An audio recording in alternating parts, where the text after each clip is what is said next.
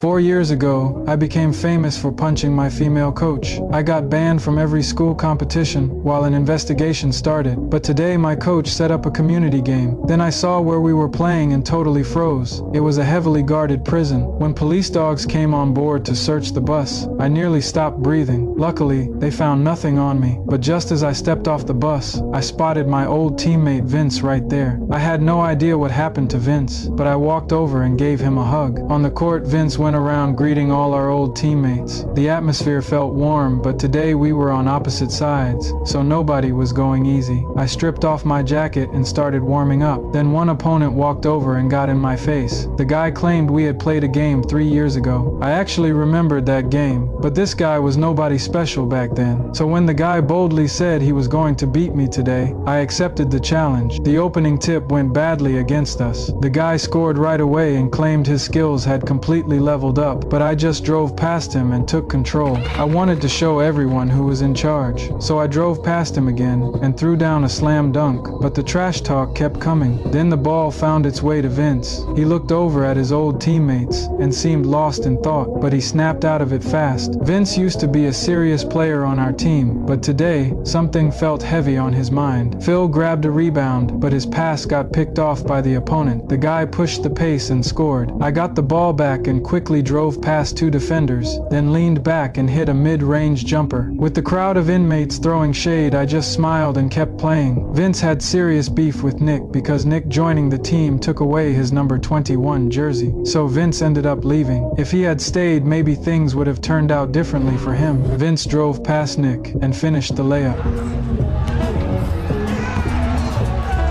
Soon the two of them were going head to head. Nick pushed through and broke free, but his dunk attempt totally missed. The game reached a boiling point, but with 67 seconds left we were still down by 1. That next shot had to go in, but their defense was way too aggressive, so I kicked it out to Phil. He finished the layup and tied it up, but the game kept going. They grabbed the ball and pushed the pace. Then one pump fake got me off my feet, and he pulled up for a mid-range jumper. It went in. Now we were down by 1 again, with almost no time left. I drove hard past defender after defender, then connected with Nick on a perfect alley. Oop, dunk. We won the game.